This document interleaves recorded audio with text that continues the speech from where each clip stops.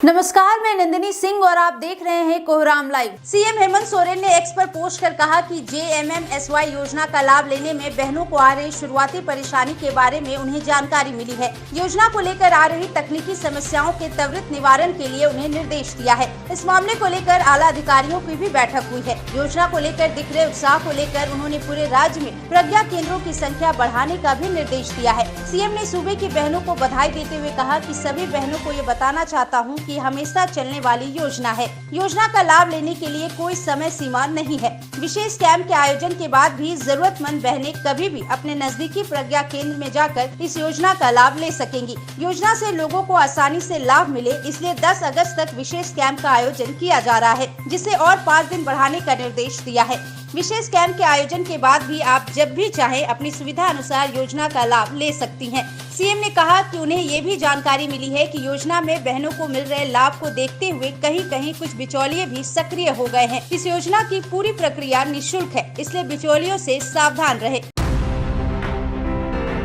राजधानी रांची में एक्टिव अपराधियों के टारगेट में अब ई-रिक्शा वाले आ गए हैं। हथियार के बल पर 3 अपराधियों ने एक ई-रिक्शा लूट लिया। रात 12:15 बजे के करीब स्टेशन रोड पर छुरे की नोक पर गौतम कुमार से उसका ई-रिक्शा लूट लिया गया। खबर रांची पुलिस कप्तान चंदन कुमार सिन्हा के कानों तक पहुंची। SSP के निर्देश पर रांची के सिटी SP और सिटी DSP की देखरेख में टीम का गठन किया गया। टीम ने त्वरित कार्रवाई करते हुए 3 संदेही गुनागारों प्रकाश रंजन, किशन कुणाल सिंह और रितेश कुमार रजक को अरेस्ट किया है। वर्तमान में सभी रांची में ही रहते हैं। वहीं पुलिस ने लूटी गई ई-रिक्शा भी FC गोदाम रोड रांची से बरामद कर ली है। पुलिस आगे की कार्रवाई में जुटी है। गढ़वा के सोन नदी का जल स्तर बीती रात अचानक बढ़ गया। इस चलते वहां करीब 40 लोग और 100 से ज्यादा मवेशी बाढ़ में फंस गए। लोगों के बाढ़ में फंसने की फैली खबर पर एक्टिव हुई गढ़वा DC ने NDRF के रेस्क्यू में लगा दिया। NDRF की टीम ने फंसे सभी 40 लोगों को सही सलामत निकाल सुरक्षित स्थान पर पहुंचा दिया। वहीं मवेशियों को भी रेस्क्यू कर लिया गया। रेस्क्यू किए गए लोगों में 32 लोग गढ़वा के और 8 लोग रोहतास बिहार के रहने वाले बताए गए। मिली जानकारी के अनुसार गुजरे 1 सप्ताह से लगातार हो रही बारिश के चलते यूपी में सोनभद्र के रेणुकूट स्थित रिहंद बांध का पानी रविवार को छोड़ा गया, जिससे गढ़वा के सोन नदी का जल स्तर बढ़ गया और लोग फंस गए। इधर बाढ़ की स्थिति को देखते हुए सोन नदी के तटीय इलाकों में हाई अलर्ट जारी किया गया है। बांग्लादेश में आरक्षण को लेकर छात्रों के विरोध प्रदर्शन के दरमियान हालत इतनी खराब हो गई कि PM को देश तक छोड़कर जाना पड़ा। देश छोड़ने से पहले आज ही बांग्लादेश की PM शेख हसीना ने अपने पद से इस्तीफा दे दिया था। PM के रेजिग्नेशन के बाद सेना प्रमुख जनरल वकर उज़्ज़मान ने मीडिया को बताया कि देश में अब एक अंतरिम सरकार का गठन होगा। ये सरकार सेना चलाएगी। देश के नाम एक टेलीविजन संबोधन में बांग्लादेश सेना प्रमुख ने नागरिकों से सेना पर भरोसा बनाए रखने का आग्रह किया। उन्होंने जोर देकर कहा कि रक्षा बल आने वाले दिनों में शांति सुनिश्चित करेंगे। इधर मीडिया रिपोर्ट्स के अनुसार हसीना बांग्लादेश एयरफोर्स के विशेष विमान AJAX 1431 से भारत पहुंची हैं।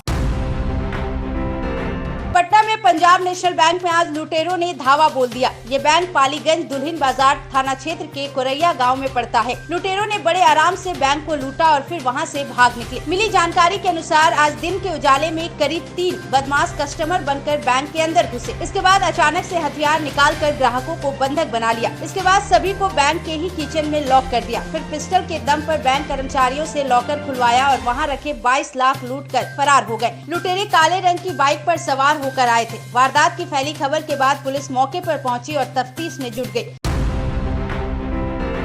फॉर्च्यून ग्लोबल 500 लिस्ट में 2 पायदान चढ़कर रिलायंस 86वें स्थान पर पहुंच गई है। रिलायंस इंडस्ट्री गुजरे 3 साल में लिस्ट में 69 स्थान की छलांग लगा चुकी है। साल 2021 में रिलायंस 155वें स्थान पर थी। फॉर्च्यून ग्लोबल 500 लिस्ट में भारतीय कंपनियों में रिलायंस इंडस्ट्री का स्थान सबसे ऊपर बना हुआ है। रिलायंस इंडस्ट्री लगातार 21 सालों में इस फॉर्च्यून ग्लोबल लिस्ट में अपनी जगह बनाए हुए है। कोई भी भारतीय कंपनी इतने लंबे समय तक इस लिस्ट में बनी नहीं रह सकी है। फॉर्च्यून के मुताबिक रिलायंस का रेवेन्यू 1,88,077 मिलियन डॉलर रिकॉर्ड किया गया है। कंपनी का प्रॉफिट 1.3% बढ़ाकर 8,412 मिलियन डॉलर के स्तर पर जा पहुंचा है और करीब 3.5 लाख कर्मचारियों ने रिलायंस को अपनी सेवाएं दी हैं।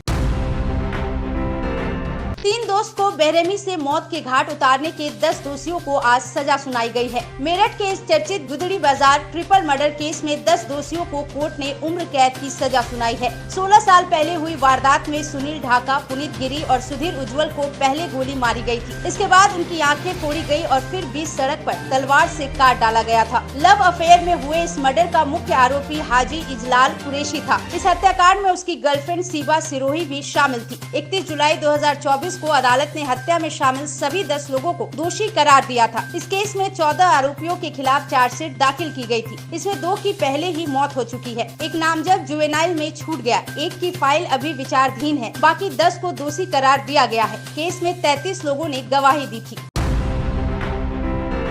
अमेरिका में मंदी की आशंका और बांग्लादेश में तख्ता पलट की खबर ने पूरी दुनिया के शेयर बाजार को डगमगा दिया। हर जगह प्रमुख बेंचमार्क इंडेक्स गोते लगाते नजर आए। इस दौरान प्रमुख घरेलू बेंचमार्क इंडेक्स सेंसेक्स 2.74% की गिरावट के साथ 78,759.40 के स्तर पर बंद हुआ। दूसरी ओर निफ्टी 2.68% की गिरावट के साथ 24,055.60 पर बंद हुआ। सोमवार को रुपया भी डॉलर के मुकाबले 16 पैसे की गिरावट के साथ अपने सर्वकालिक निचले स्तर पर 82.88 रुपए पर बंद हुआ। हफ्ते के पहले कारोबारी दिन बाजार बंद होने तक बॉम्बे स्टॉक एक्सचेंज पर सूचीबद्ध सभी कंपनियों का मार्केट कैप 15.34 लाख करोड़ रुपए घटाकर 4,041.82 लाख करोड़ रुपए रह गया। ऐसे ही झारखंड और देश दुनिया की झटपट खबरों के लिए बने रहिए कोहरामलाइव.com के साथ।